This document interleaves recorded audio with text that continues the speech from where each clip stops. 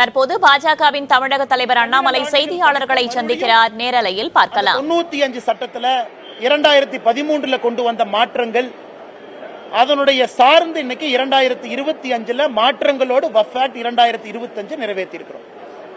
இதுல என்ன புதுசு? எதற்காக எதிர்க்கட்சி நண்பர்கள் சில பேர் தமிழகத்தில் குற்றம் சுமத்துறாங்க.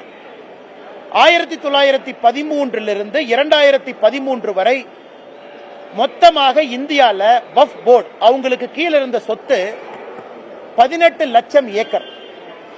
1913 2013 வரை 18 லட்சம் ஏக்கர்.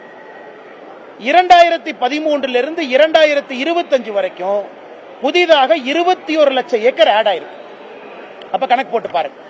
அப்ப மொத்தமாக இன்னைக்கு இந்தியால வக்ஃப் போர்டு கீழ் இருக்கக்கூடிய சொத்துக்கள் 39 லட்சம் ஏக்கர். இந்தியால அதிகப்படியா உங்க கையில தான் இருக்கு.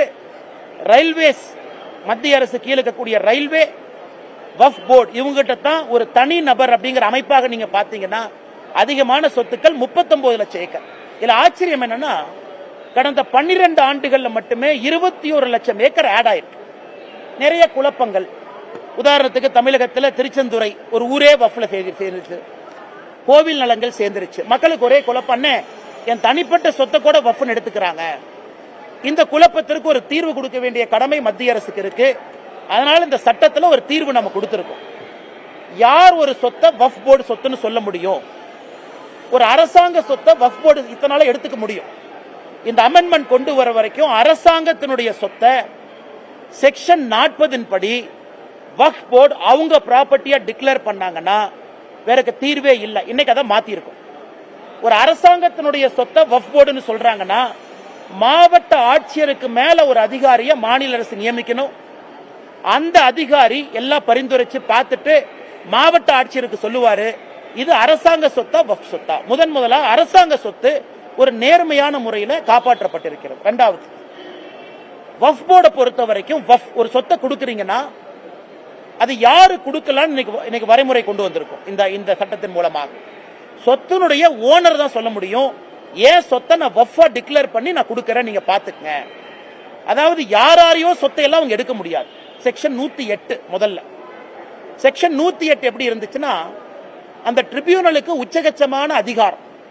அந்த ட்ரிபியூனல் முடிவு பண்ணிடுச்சுன்னா நீங்களும் நானும் அவங்க ரெஜிஸ்டர் ஆபீஸ்க்கு அனுப்பிடுவாங்க, இந்த சொத்து வக்ஃப் போர்டு சொத்துன்னு. நீங்கள் நானும் தலைகீழா நின்று தண்ணி குடிச்சா கூட அந்த சொத்தை மாற்ற முடியாது. இன்னைக்கு அதுக்கு ஒரு தீர்வு. இஸ்லாம் மதத்தை பொறுத்தவரை ஷியா சுன்னி அப்படின்னு மட்டும் இருந்துச்சு.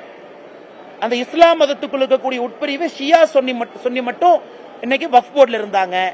நாம் இன்னைக்கு அதை எக்ஸ்பேண்ட் பண்ணி அகா கான் அப்படின்னு ஒரு சமுதாயத்தை கொண்டு வந்திருக்கோம், போரா சமுதாயத்தை கொண்டு வந்திருக்கோம். இஸ்லாம் சமுதாயத்தில் பின்தங்கி இருக்கக்கூடிய சமுதாயம் அகா கான் சமுதாயமாக இருக்கட்டும், போரா முஸ்லீமா இருக்கட்டும், அவர்களுடைய பெயரை முதலா சட்டத்தில் பயன்படுத்தி அவர்களும் இதுல நிர்வகிக்கக்கூடிய தன்மை இருக்கு.